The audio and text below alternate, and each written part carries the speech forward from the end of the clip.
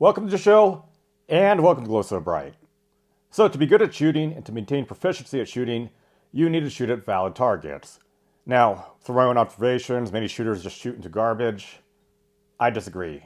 And for those who are in the camp that want to shoot at targets, there are several kinds out there.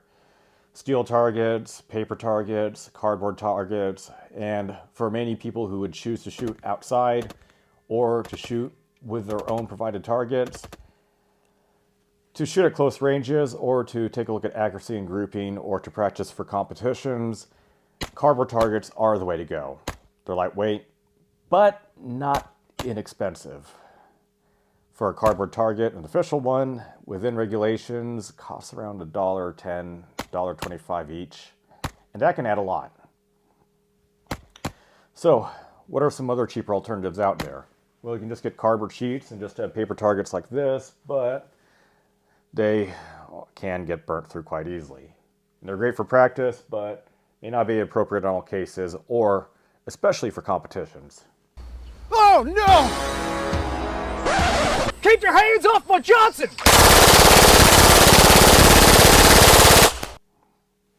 So, what do I like to use? I like to use these flexible Mylar stencils by OST. Full disclosure, I have no relations at all with OST. They don't know who I am. They don't know that I made this video. However, for the sake of transparency, and in the video description down below, I do have affiliate links down below which would link to these sorts of products, which would give me a little bit of a kickback and commission from Amazon. With that out of the way, I generally find them to be a great product. And what you get is you get one target in either like an IDPA style or USPCA style. I'm butchering the name wrong, whatever. I don't care too much about there, but having these and having a quantifiable type of target to shoot at, you have definitive scoring zones that are consistent, are a great plus. And with this, you get a stencil, you get a marking marker, or paint marker, and that's it. Everything else you need to provide by yourself. So you need to go find cardboard, and you need to go optionally do some cutting. I really like these Japanese 18mm cutters with the segmented blades.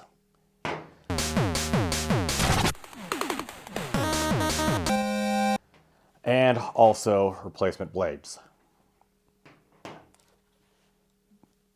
Yeah, you need to go source out your own cardboard. You may need to go find a place, know someone who works in a supermarket to save them for you or figure out a nice area. But if you do happen to find that and be able to shove all that large enough pieces of cardboard in your vehicle to make a full target, you can get to work. To use these stencils, it's pretty straightforward. Put the stencil over a sheet of cardboard, mark it with a marker, then cut around it using a cutter. What kind of marker you use doesn't matter too much. The cheaper the better. And it's best to try and align the stencil in a way that you have as many targets as you can out of the piece of cardboard you have.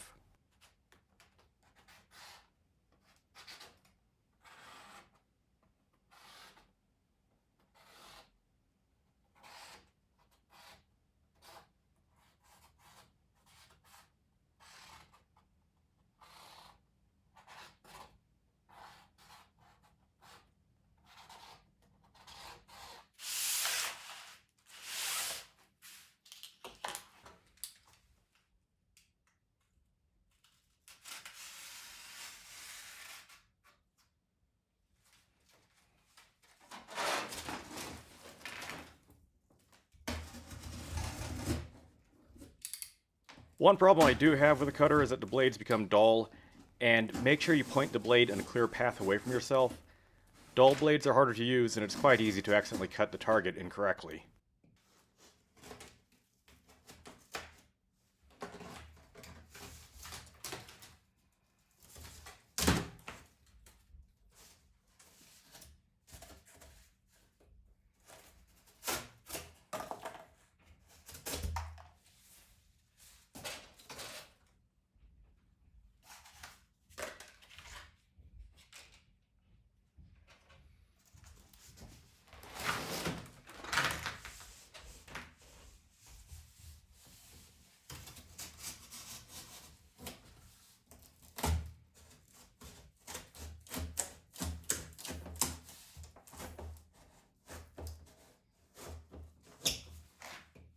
As an alternative, spray paint can be used, but I find spray paint to be expensive, messy, and inefficient in comparison.